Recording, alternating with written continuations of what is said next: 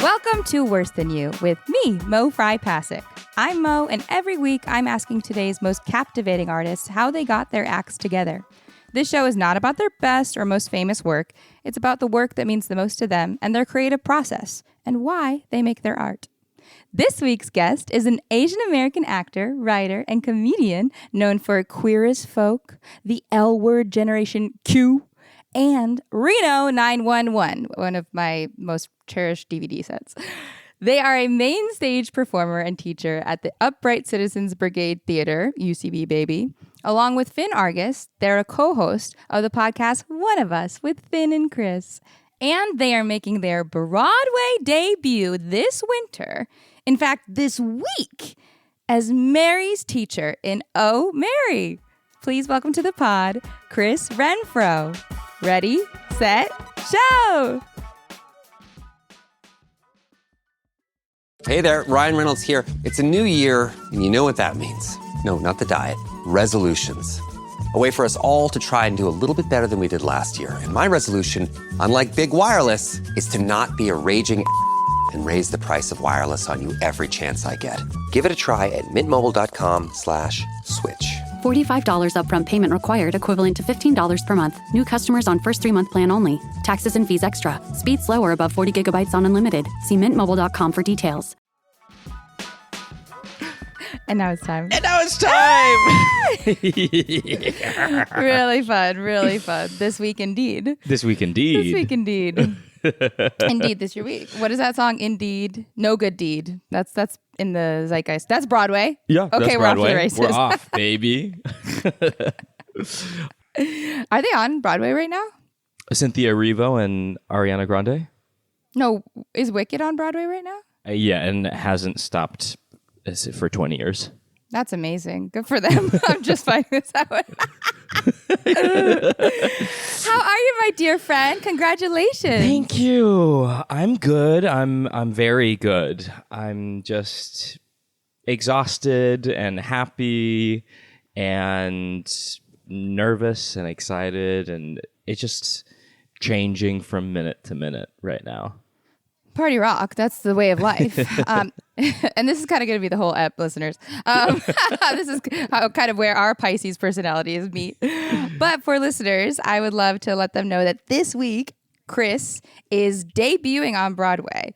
And it has been a whirlwind experience because from casting to moving to New York City from Los Angeles to this debut, it's about a compressed month maybe. So I think we're probably going to spend the majority of this episode talking about the immediate process and the immediate thing that might happen that you'll be able to look back and see what your sort of clay on the mound logistical survival was as you are in it right now. Yeah. Logistical survival skills. Zoombinis. Did you ever play that math game? It was like a CD-ROM, A Logical Journey. It was a bunch of math games, and there were these little blue guys, and it was called Zoombinis, The Magical Journey. Huh. No, I can't say that I have, and I loved math games. Yeah, well, it sounds like you hate culture, though. I do. Yeah. I don't. Anything culture, down with it. Math Blaster? I don't know if I know that one either. Okay. All right. Okay. Listen, we're starting it off. That's fine. I would like the computer games that I played growing up were all afforded to me by the free CD demos that used to exist alongside like AOL internet and things like that. That would come on like the back of cereal boxes sometimes. Yes. Yeah.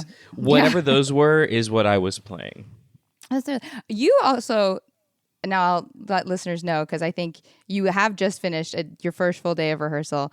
And so I'm going to talk at you a little so you can acclimate. But I didn't know that Chris, not only is Chris an artist and creative person, but Chris studied physics in college. And I think so many artists have such mathematical minds, but because we've been indoctrinated in the sort of, are you a history and English kid or a, math and biology kid? And like that sort of dichotomy makes you jump into one or the other. But I love seeing over time how many kids just sort of approach one a different way. Yeah, so growing up maybe I didn't play the math games on the computer a lot, but my dad would spend extra time with me after school teaching me math. He worked at McDonnell Douglas Boeing building airplanes, and I was just super interested in what that was. Or maybe he told me I was interested, and or it was a connection. Forced that personality trait upon me. Yeah, Love. my dad and I had this mysterious connection. I wanted his love, and this is how he could show it. I don't know what that means. Yeah.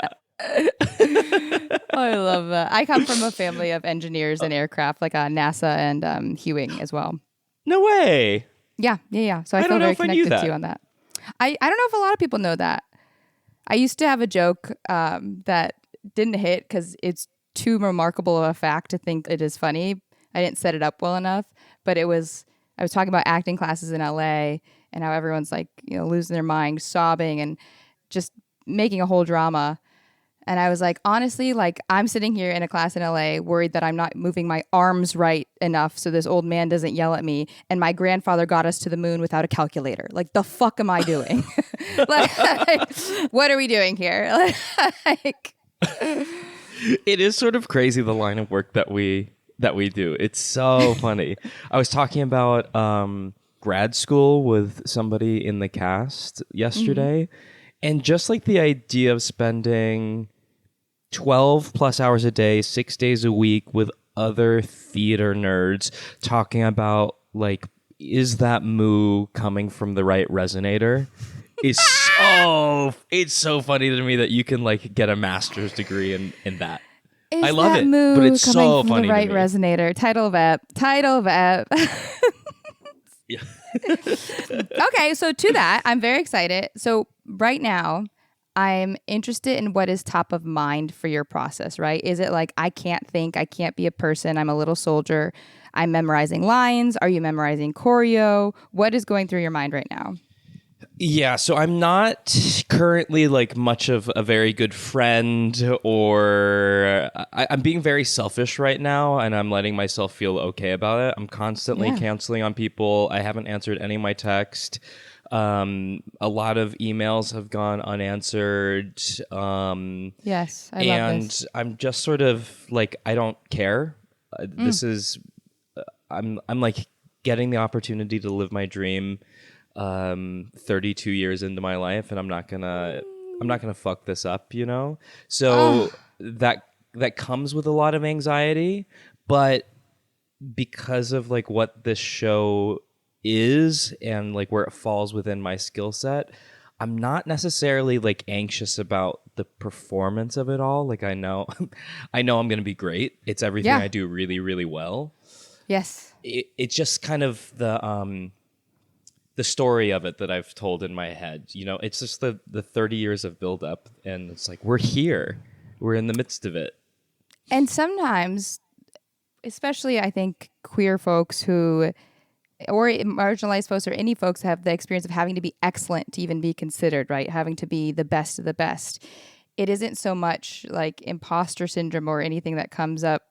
It is the ability to take up the space that you deserve. And I think it's a little bit of an opposite of the narrative we see in like films or whatever, of like the hero unable to take on the task. You're like, no, the task isn't the thing. I'm good. Like, it's wondering if like my surroundings can support me, if I can feel like I'm able to run and not feel guilty, or, not need the palatable excuse like, I have kids now, I'm not texting back. Everyone's fine with that. But you're following your dreams and everyone's like, you've changed. Yeah, it's really interesting. I something that you said about like being like a marginalized person and like being forced to be excellent. Really, I've been thinking about that a lot, especially being back here. So I lived here 10 years ago, 2014, a little over 10 years ago, I guess. And I was doing musical theater. I was doing a show called My Little Brony, the musical. And Perfect. Yeah. And I just remember going out and seeing theater a lot. And this was a time before like Hamilton really hit it, and there wasn't a lot of space for like people of color. And I just like, had to face the reality at the time that I couldn't sustain a life off of being in reproductions of In the Heights or like The Mikado or something else like Miss Saigon or something, you know? So I was like, I am not going to do this. And I left New York immediately to go do UCB in LA. But it's funny like how all roads lead back, and now like the theater industry has changed so much, and I'm playing, you know, someone who is historically not a person of color and historically not queer. And it doesn't matter. It's just that like I'm good, and it's You're the best person for the job. Yeah. Yes, and it's very cool that even though I thought my dreams weren't possible, it just was going to take a little bit more time than everyone else. Oh, Chris, I have chills the whole time you were saying that. Because, I mean, this seems to be a theme coming up when I'm talking with people, and even my own wounding in life. It's interesting because I think it's a nuanced thing of like giving up on your dreams, quote unquote, and not believing they can happen. Sure, you hear that and people are sad, but it's like it does in many ways allow you to say, well, fuck it. If I'm not getting that, like I've accepted that, let me go see what's possible. Let me be exactly where the fuck I am right now. And I do believe that it is like a pure detachment that allows a lot of freedom. I think there's so many benefits to that, despite it being something you've had to survive, right? Which is and something you didn't deserve to go through, but what a beautiful alchemization that you've done of that. Yeah, it was like I never fully abandoned the dream. Like of happiness. I'm still like Yeah. I'm still performing and everything, but it is it's just different. It's different. It's not what I thought, but it's better than what I imagined. That's so nice.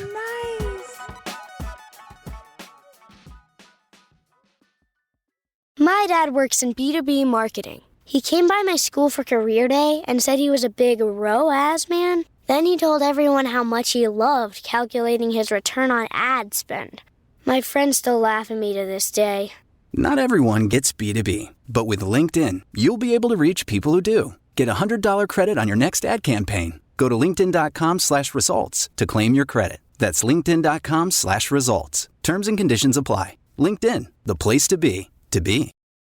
When you need mealtime inspiration, it's worth shopping Kroger for thousands of appetizing ingredients that inspire countless mouth-watering meals. And no matter what tasty choice you make, you'll enjoy our everyday low prices. Plus, extra ways to save, like digital coupons worth over $600 each week and up to $1 off per gallon at the pump with points. So you can get big flavors and big savings.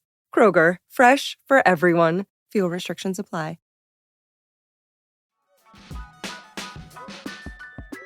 As far as like Oh Mary, as far as like Broadway, was this something that you had fully just like tucked away and you're like, or was it like, I'm going to do my solo show. I'm seeing more representation. I'm hoping I could get a part somewhere. I want to go back to the stage. I've been doing film and doing okay, or television.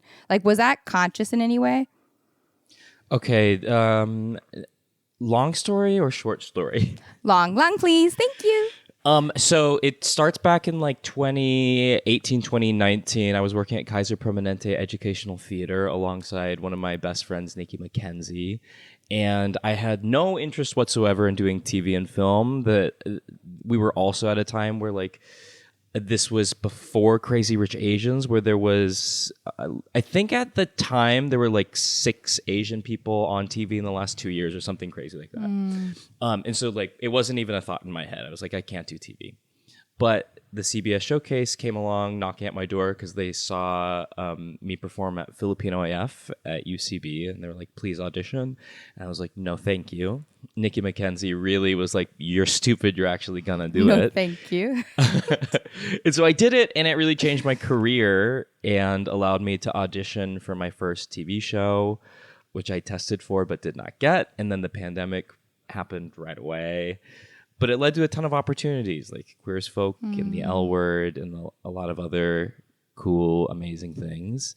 And from there, that sort of like allowed me to get here, like people seeing me and seeing what I could do led them to trusting me to do this. So then the medium story of like, how was I like targeting this year? Yes and no. I'd spent the last year and a half post SAG and WGA strikes, like really delving into like directing sketch and starting the Ask Sketch program at UCB and like putting a lot of my creative energy into making other people's works bigger, better, shinier. And I was feeling really good about polishing that skill until I like took a step back and was like, I haven't made anything for myself. So like the solo show I did was truly just because I didn't want to end the year without saying that I did something for me that felt like me. Yeah. And it truly had I had no purpose for it other than that. I even told the theater, I was like, I don't care if this gets a run. I don't care. Just like, let me do what I want for this time slot. And I'm going to be happy. And they fully obliged.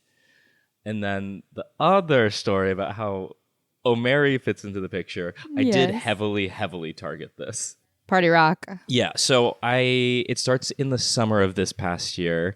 Of course, like everyone's talking about it. It's just transferred to Broadway. Not really in my head as something that's possible. I just assume that like this cast is going to take it till the end. Yeah. Then one day, my friend Ryan O'Connell, who I worked on Queer as Folk with, love Ryan, he called me and was like, hey, babe, do you want to do a table read of a semi-solo show that I've written? And it's just going to be at my house. I thought of you because of your background at UCB. You have to play 10 characters in this show, which I was like, oh, fun, of course. But I do already have like a trip to Costa Rica planned with my best friend, Finn. And he's like, okay. So the director is Sam Pinkleton of O'Mary. And I said, okay, I'm going to figure this out. I am going to figure this out. So I had to cancel my vacation with Finn to do a table read at Ryan's house. Also, love the fucking script. It's such a good show. And when it comes out, everyone will see. But from that table read at the house, they asked me to come to New York City for like a workshop in front of producers, which my agent did not want me to do because it only paid $250. And it never pays. Which is nothing. No. But I was also like, I think not the point. It's going to be good for me to go. Yep. So I went and the workshop went great. And while I was there, I asked Sam if I could get tickets to O'Mary. And he said, no, I'm the director and even I can't get tickets, but I can get you this one ticket for $250. And I said, okay, I'll use my entire stipend from this workshop for that ticket. And I saw the show and it was the best show that I'd ever seen. And I immediately text Sam and I said, the second you have auditions for the tour, I need to audition for Mary's teacher. And he said, I have full body chills. He said, noted. Noted. And then 3 weeks later, I got an email from my reps for a direct-to-director session for the immediate replacement for Broadway for that part. And so I was... I was like so very beautiful. Intentional, and it also came at a time where my bank account had just hit negative for the first time in my adult life. Can I tell you savings now? How grateful are you that you have that nugget, that you have that story? You say, "Thank God that went negative." Now look at this shit. Thank God I got to say, oh, it was negative. That's where I was at. Because you can't say like, oh, it was low. You get to say it was negative to Broadway, bitch, now. It fully hit negative for the first time in so long. Thank God. Thank God it did. Yeah. I mean that. I'm like, I love this because it is so specific. It is also like the visual that came to mind. Sometimes I think in movies, and the visual that came to mind when you cancel your Costa Rica trip is the Indiana Jones leap of faith, right? You take a step and then all of a sudden it was an invisible bridge he didn't realize. You know, he throws the gravel across it and he realizes that he was not going to fall into the crevasse, that you had to just take the step to know that there was a bridge. And when people say that leap of faith, it's not cancel every joyful thing for any opportunity. No, it's if there's people you really like and want to work with and care about and an opportunity comes up, prioritize yourself. Prioritize that. Follow it no matter what, no matter the money. If something brings you joy, follow it. And like you did that quite simply, which seems easy to you or against your reps, but you had so many things telling you no, telling you not to. Like, that's so beautiful. Yeah, at no point was there like a conscious thought of like, I have to be friends with Sam for this work thing, or like I was doing all these things because like I love working with Ryan. I think he's one of my favorite writers and just like favorite collaborators. But there also was like the added thing of like, and Sam, this other great person that I've loved working with that one day. Everything just sort of feels right. It's feeling guided. And it's also like, it's, yes, that person is like successful or whatever, but they're successful because they have respected work that is interesting, that anybody would be excited to be a part of. It's not like, you know, that sort of Hollywood thing of like, go rub elbows, do this. It's like, no, baby. And like, that's inauthentic. That's icky. But when you are like, which is exactly, I know you, exactly what you do of like following something deeply exciting. It's the epitome of a UCB kid. Because guess what? 10 years ago, you know, Josh Sharp and Aaron Jackson were trying to get people to come to their, obviously they still had tons of people, but like, it's something that people just followed, not because it was like, this is the most famous 2 people in the world. No, these are the funniest people in the world. And you just have to feel that and follow it, even if not everyone yet is telling you they're bajillionaires, which I fully believe they will eventually be because they are the funniest people alive. Yes. But do you know what I mean? Like you have that sort of ragamuffin kid impulse to follow the best feeling. And right now it's aligning with the most success, which is awesome. Yeah. And speaking of Josh Sharp and Aaron Jackson, I was their tech person at UCB for Dix the Musical when it was still on stage. Fucking identical twins? Yes. Oh my God. And what? Are you serious? Hugely inspiring show for me. That's great. We're back at Chelsea, UCB Chelsea in 2014? When they brought it to LA, which I... Oh my God. Yeah. And so... Early. Very early. Very early. That's incredible. That's incredible. There's a clip at the end of the movie from the stage version, and there's a very good chance that that's my voice in the booth. Really? Oh my God, I didn't know that. That makes me so happy. But I don't know. And we'll never know. There's no way to tell. There's simply no way to tell. No one to ever ask. Well, no one should. No. But I'm also just excited because you're talking about, right, the process of like, one, following feeling, my Pisces angel, and also like you are someone who does work very hard, who works, you know, pretty systematically, but it's hard to have those routines and regiments when it comes to art. You know, it's like, how do you autonomize art in that way? But you're also very good about that with like your body and working out, and like you had a knee injury, but as I like am massaging my knee right now, actually. Oh, are you really? Oh yeah. So interesting. How are you feeling bodily going into a pretty intense physical experience no matter what?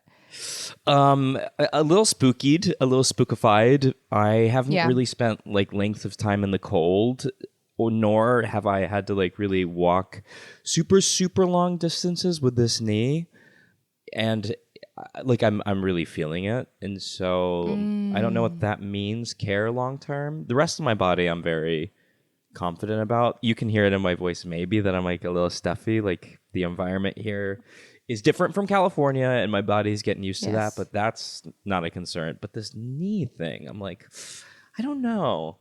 I mean, it's going to be fine because it has to be. There's no other choice for this outcome to be nothing less than fine. But if anything, that's my only concern. This will be the first time I've had to do something this strenuous since my surgery almost 10 years ago.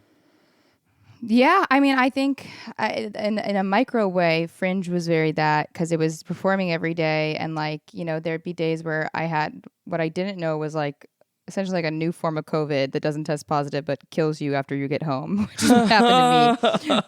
But I had no voice, and it was like, how am I going to perform any? Like my mouth was dry as ever, and I have to monologue for an hour without my lips sticking to my gums, like and you're right. Like the show must go on in a way where, like that's not the question. That's not the question. The question is, how can my body survive after that hour, those 2 hours of Broadway? And you approaching that, I think, will be interesting because it is, again, going to require, well, right now you're terming as selfishness, which, again, if we can reframe that, if you were a CEO, right, you would just be busy and successful, which you are. Like, and it is like your body, your immediate needs are being told to you as a priority. Also, you're in New York because, baby, and Broadway, you be getting those shots, those fucking cortisone shots, whatever it is. But that's also an exciting thing because the immediacy of art every day does require you to physically be well and prioritize that. And then you don't actually have to think so hard about morning pages or what am I eating. Your body's just like, no, I can't touch that. I have to do that. I can't do this. It is just so much more intuitive. Yeah, you're really going down to, I don't know, what is it? Is it the lizard brain of it all? Super ego, id. Yeah, the unmyelated sheath of the of the brainstem. Yeah, that's been so much of the last month or so has just been like, hey, my body wants this. I know that my brain or heart said that we could hang out or that I could be doing this tonight. Sorry, it's an hour before, and I have to change my mind. But my body's telling me, and I need this, and I just got to listen right now. Which is new for me, at least in an advocacy sense. So that's what I'm having to ask, because I think you and I are very similar in that I wouldn't ever use the term people pleaser because we do what we want. But I do think when we take up our space, it's almost privately. It's like harder to do with other people we care about.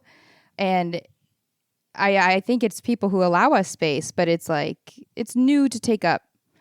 And I'm wondering mentally, I know that the show isn't the process for you. The memorizing isn't the process. The choreo isn't.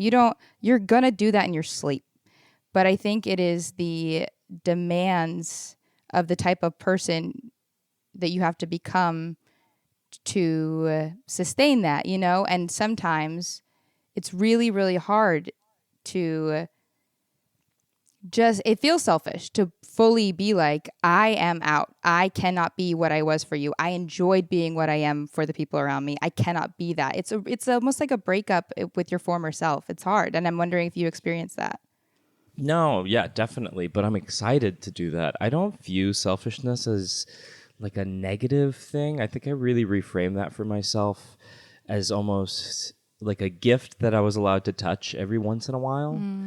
So like me saying that I'm being selfish right now is like such like a gift that I'm allowing myself. Nice. It's like it's a well or a bank account that I'm allowed to touch on like very special occasions. And so I don't know if I'll ever be on Broadway again. I hope I will be. But what I do know is that it will at least be a very long time before I'm in a show as special and as perfect and as fun as this one. I had a similar feeling going into Queer as Folk, where it was like, we may do another season of this, we may not, but it's never ever going to be your first again. And you're never going to be so lucky that your first group is a group that is kind of all on your same level, all experiencing this together, and you all get to be at this like very similar checkpoint with one another. So it doesn't really feel like there's a pecking order. Like we're all here. It's a real first together. Day of school with a freshman. Yeah. Yeah. And so that's not going to happen again. So I'm really taking that in and allowing myself to just live this like full Broadway experience, or like what I've built up in my head to be the Broadway experience. Within like taking care of my body, how I'm going to be making myself better with my time off, how I'm going to treat the show, and how I'm going to keep making it fun after months.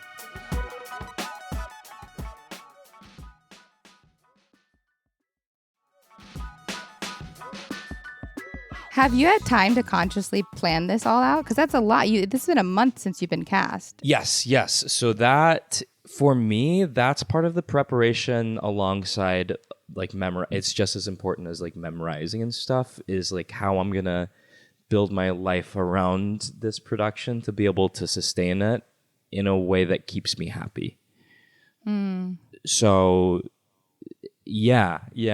Like I immediately, as soon as I found my place, got my gym membership and figured out like what my eating schedule could be. I'm doing like the research of like what are the restaurants near me and near the theater. If I'm in a pinch and I need something that I know will like satisfy me and Creature is also comforts. like healthy, let me figure that out.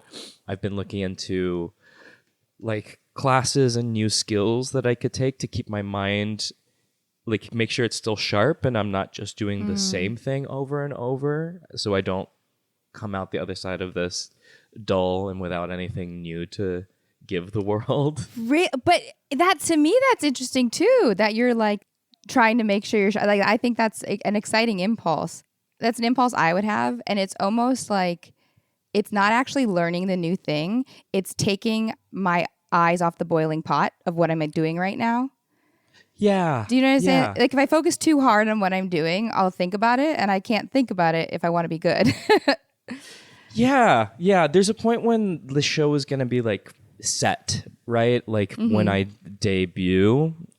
And if I try to focus on it, if I become a perfectionist about it, it will lose its fun.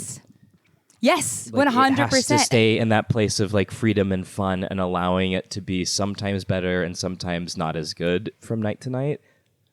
I can't focus and like bring home notes for myself after every show.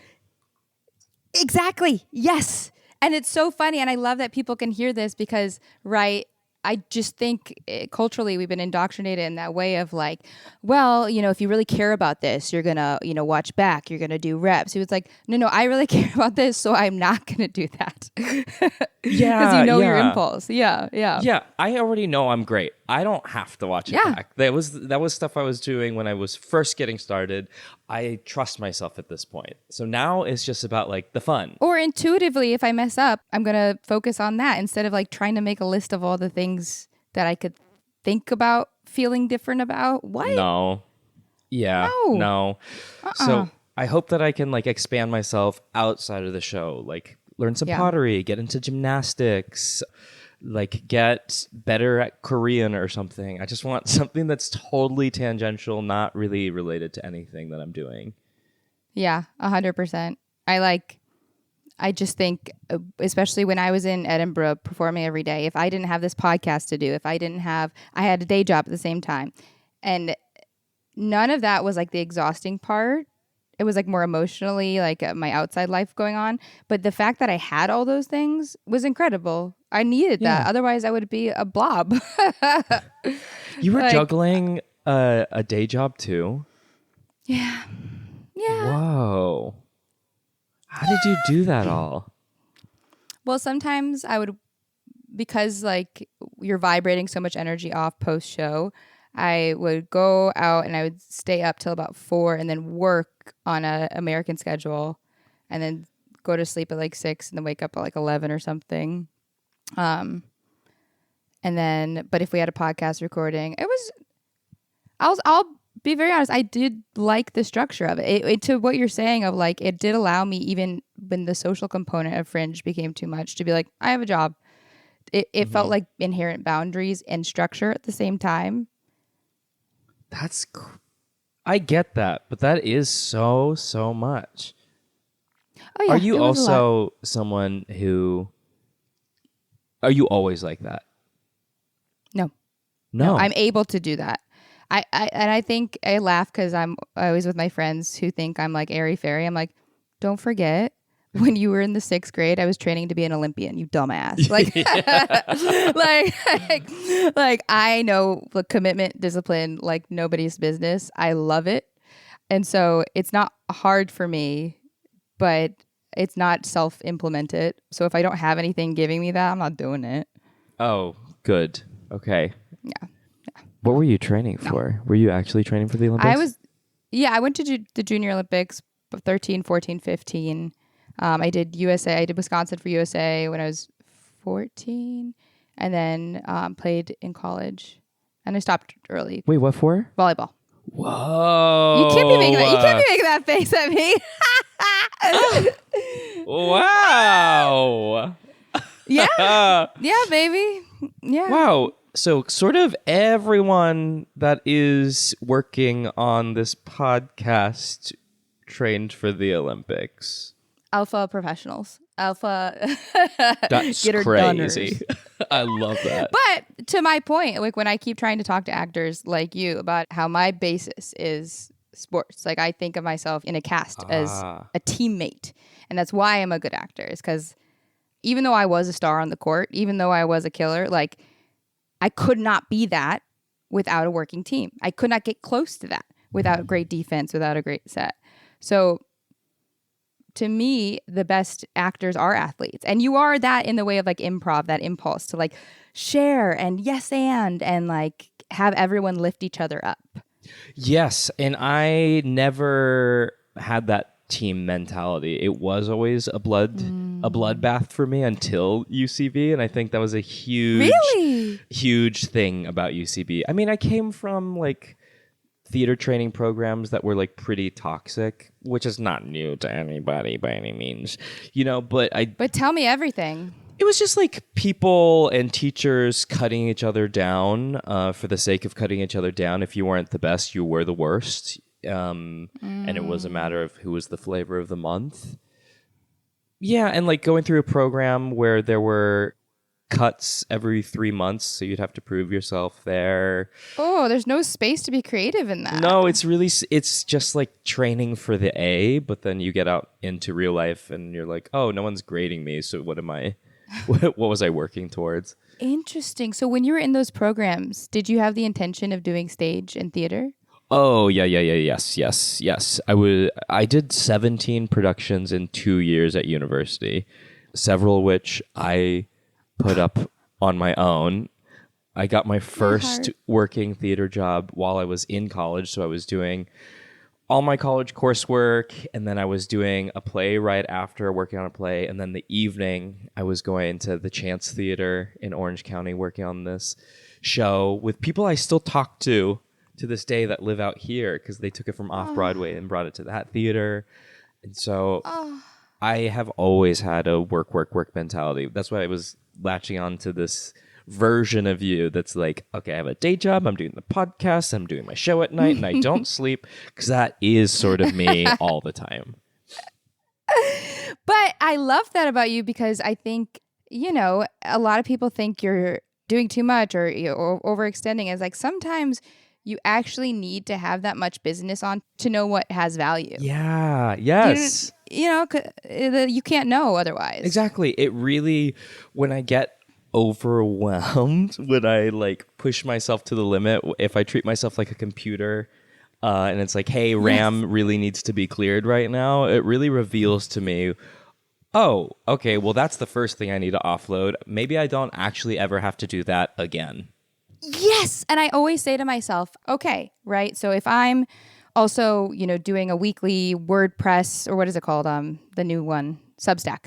If I'm doing that, and that needs to be cleared because that's the lowest value for me. Is there an essence of that can be incorporated elsewhere? Is it that a creative outlet that needs to be put elsewhere, or is it the medium? And then I ask all those questions. And if none of them are yes, it's all just cleared then. Mm-hmm. It's like, are you sure you want to quit? Are you sure you want to save? It's like, bye. Yeah. And so even if those moments of like high RAM use are annoying and stressful, they do help me long term. They are useful long term. I love this. And it's making my heart like cry with joy when you're saying like that. I mean, we look at this trajectory. You were studying and doing what you were told was the right process to work on Broadway, to work in productions. And then you got out and they said no. The world said no. So you said, I'll find a different way. Like, oh, that's so beautiful. Thank you. There was like many instances, I don't know necessarily if I'm doing this, but it is a guiding principle. Like I always heard people saying like, there's not my type for this XYZ, and then that would be their reason for quitting. Like I don't see any of this happening, so I'm done acting or performing altogether. Or like this, I don't see being celebrated, so I'm gonna leave the industry. And part of me was like, there are types that we see in the industry that didn't exist before a person did them. Like Lil Nas X, no one was really doing his thing until Lil Nas X came through. There wasn't like a Madonna before a Madonna, and like someone has to do it first. And there are like many smaller versions, and I don't know necessarily like what my version is, but it always, like if I'm feeling low, I'm just like, well, just keep going. You might be blazing a trail that you don't even know that you're down right now. Well, you were literally blazing a trail for yourself. Yes. I don't have to follow someone else's path. Like, I don't know another Gaysian non-binary on Broadway doing a straight show, whatever, you know? Like, I don't have to follow someone else's path. Who? Yeah. Where? Like, where is that? Oh, God. I need listeners to go see Omer. When Cole was doing it, when they were like, you know, I'm doing a play, and then they posted, they're like, this isn't a bit, I'm actually doing a play, because everyone was like, what? Because not what, but it was just like so funny because Cole's so irreverent and usually did solo shows. And so immediately I called Sudi, and we were like, okay, we have to fly to New York. And so for my birthday last year, we flew and went to, because it was like, to us, in the same way of like you going to that Sam thing, it's like, Cole's a genius, and I see a theater giving space for Cole. There's no way this isn't going to somehow succeed, even if it's within our community. It's going to be genius. I can't fucking wait to see it. And so we got to see it, and it was like, my friend Jay had gone 4 times already. It was like, it was the best night. I don't think there was a single moment where I wasn't fully meditatively engaged with every single thing they were doing. And It's just like, this show is heavenly. I'm so grateful that you, someone who is so beaming with light, but also so witty and sharp, is getting to be in the exact production for that type of person, you know? It feels really cool. It's such a, like, yes, it's an irreverent, probably the funniest show I've ever seen, but it's also so well written, and there's like genuinely heart in it that the message speaks to kind of everyone that's in the show. The message being like, it's more like a ponderance upon an existential question of, am I great or am I just delusional? And there's no way to find out unless you full-heartedly go into it without being embarrassed to do so. And that like speaks to like my entire artistic process. Even still, like, am I delusional or am I actually great? And there's almost no use in asking the question. It's just do or don't. But the question still echoes, I think, in the back of all of our minds as artists. These moments where you're validated, right, as quote unquote not delusional, does that bump up against fears or anything, like, or reality of like, oh, I actually was doing the thing? It does, and I've done a much better job progressively as I get older, constantly like packing away what is the word? Like imposter syndrome, or like the evil little gremlin in my brain that wants to find the excuses of why I didn't deserve this, but I got it due to why it's a fluke. Why it's a fluke. I got it because of actually 6 other reasons, and this is actually just like them being nice. But I'm like, that's actually so irrational. No one's gonna give you a Broadway role. It's a multi-million-dollar production. No, to be nice. No, like the Broadway is. You know? Yeah, Broadway's not handing out favors. Sorry. Yeah, it happens to me all the time. But I do a much better job of just shutting it down, and I don't have like a process in which I shut it down, or like it gets easier each time to be like, nope, it's wrong. You can think that for a second, but it's wrong. One of the things that helps me when that comes up is like complimenting myself at how creative I am. Like, I'm like, because it'll be like, right, you're delusional, it's never going to happen. It happens. Then it's a fluke. And I'm like, girl, I love the way you find a new way to make this not about you. Like, you're so creative. You will bend over backwards to make yourself the bad guy. I love you for that. Yes. Write a story. Like, it just proves that you're constantly working. Yes. Oh, you never quit. So interesting. Good job, Diva. Good job trying to make yourself feel bad in a new and also interesting, unique way. That's creativity on fleek. Oh, you just made yourself the worst person who's ever lived. How'd you do that, creative little cutie? Oh.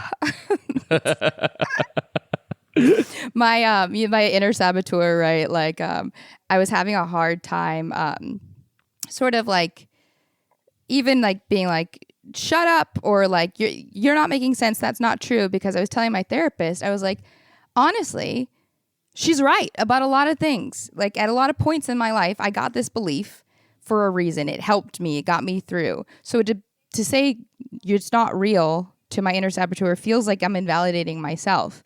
And so what we came up with was this idea that my inner saboteur isn't like this, version of me now, like who just is a Debbie Downer, but I named her Jessica and she's like 85 because I can be so compassionate to her. I'm like, sweetie, I love that you think that women can't have jobs now, but they can because that was during your time, So things are different. I love you I get that. And I have so much more compassion for my inner saboteur. It's like, okay, I know you said that word, but you grew up in a different time.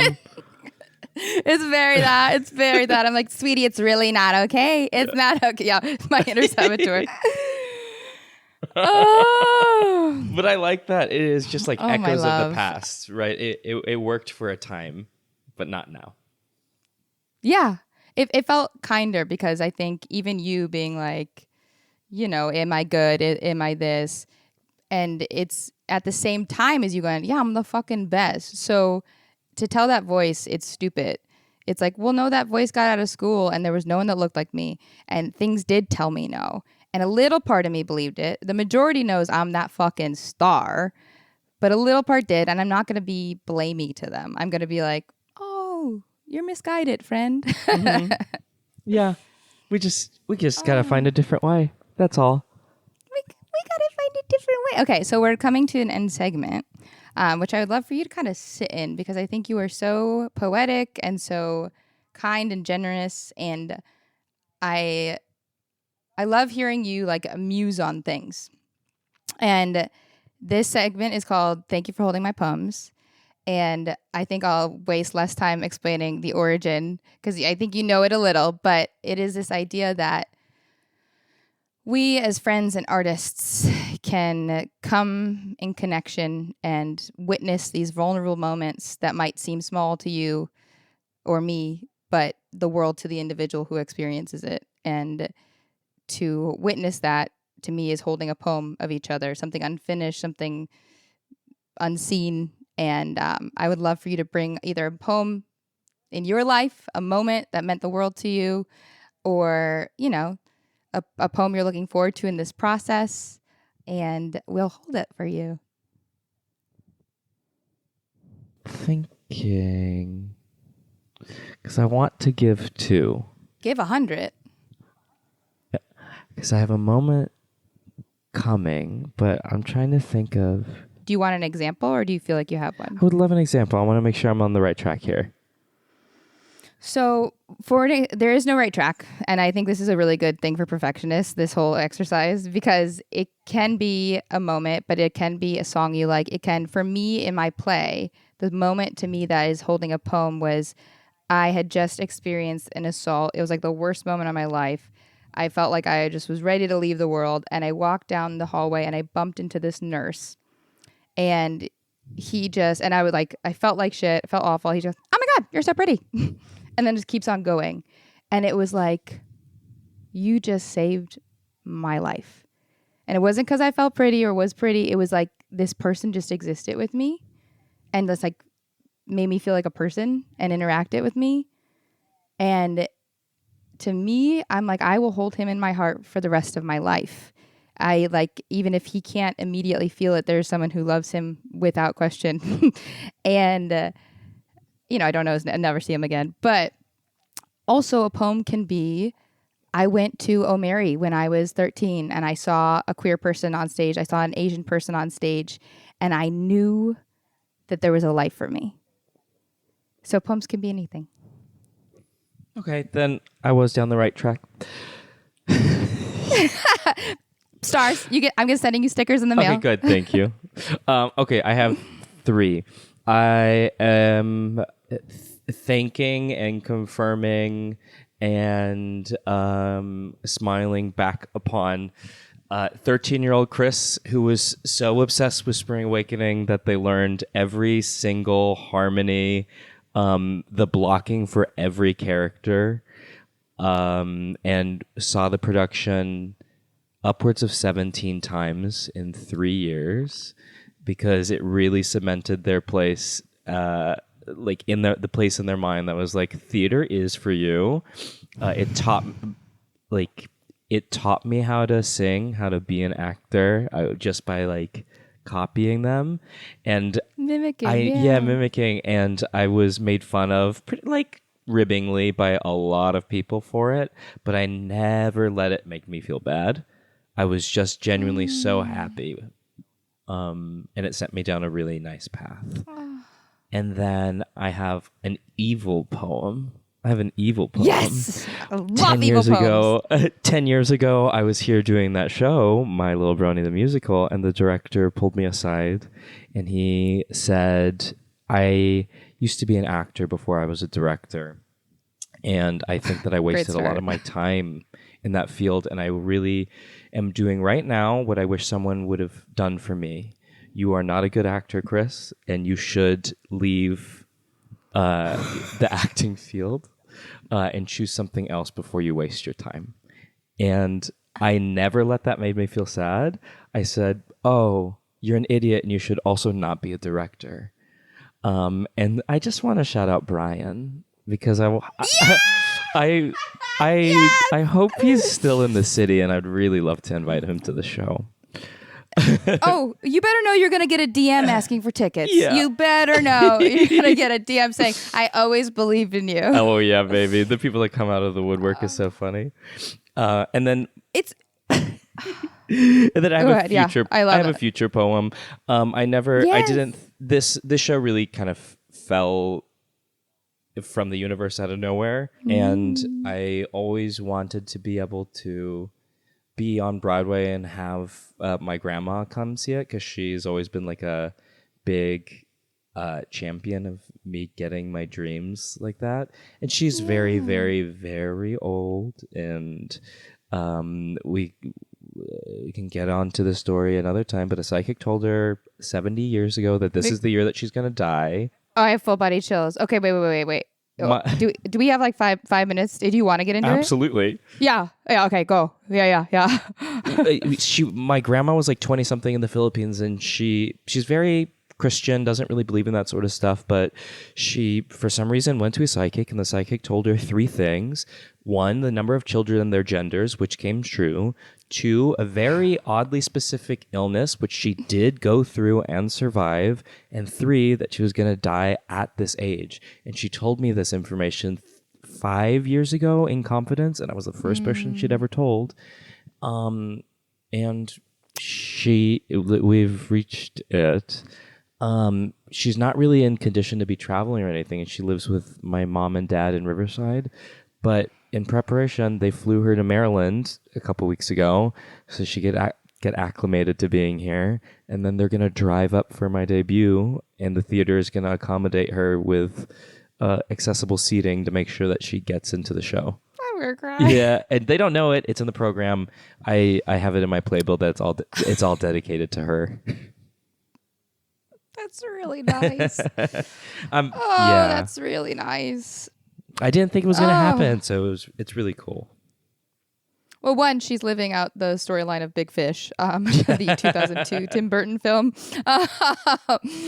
And 2, even if, she's going to see, which is so magnificent, but she knows you're on, you are doing it, you are living it.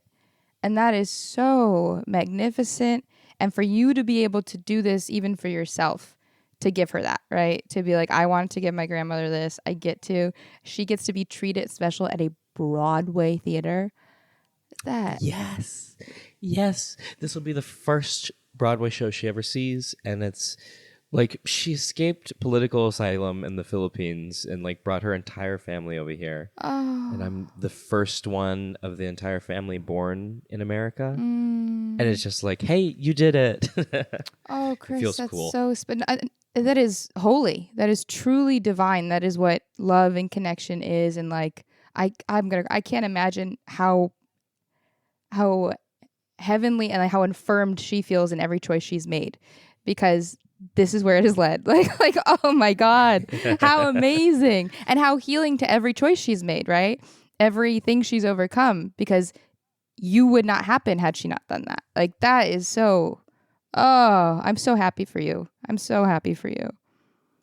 Thank you. Oh, thank you. I love and to that psychic. Listen, you are a physicist type studying person.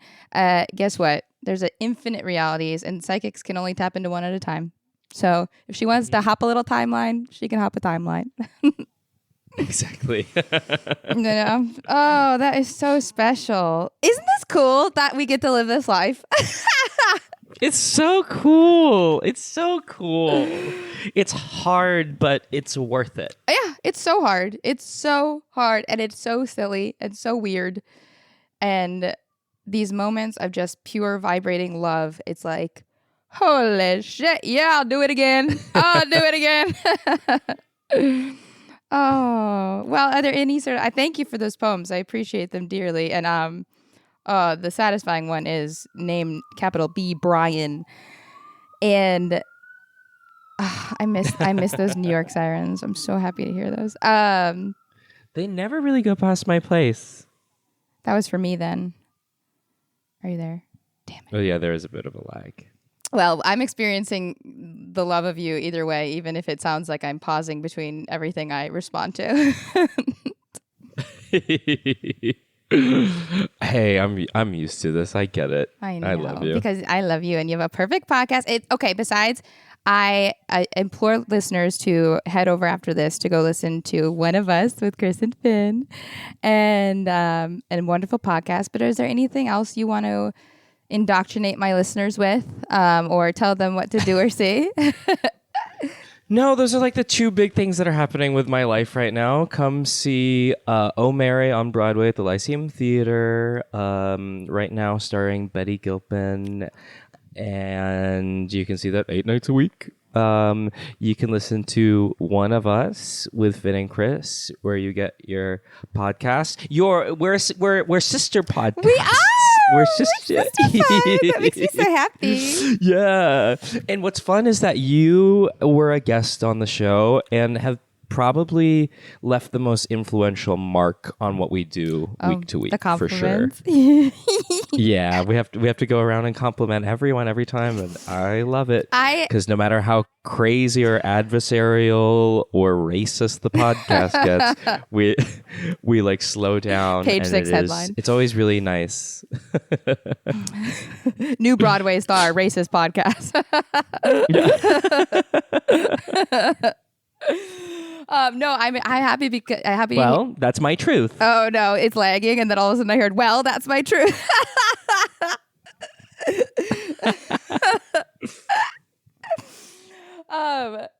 Okay. Well, what I'll say is that it's not surprising to me that it had a lasting impact just based on how much pure fun we had recording that episode and how many giggles we were having. It was insane. It's such a good episode. It's so much fun. That was one of my most fun days of the summer. That was so fun. That's all we ever hope for. Yes. All right. Well, I love you with all my heart, and I like to give the listener and you a compliment as I end, which is, "Oh my God, you're so pretty." Oh my God, you're so pretty.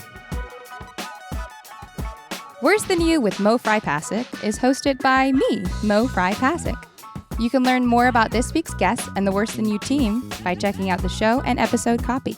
Worse Than You with Mo Fry Pasick is executive produced by Erica Ghetto, Mariah Gossett, and Lauren Mandel for Good Get and Disco Nap Productions.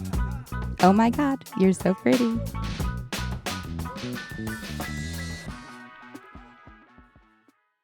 You get to say it was negative to Broadway, bitch.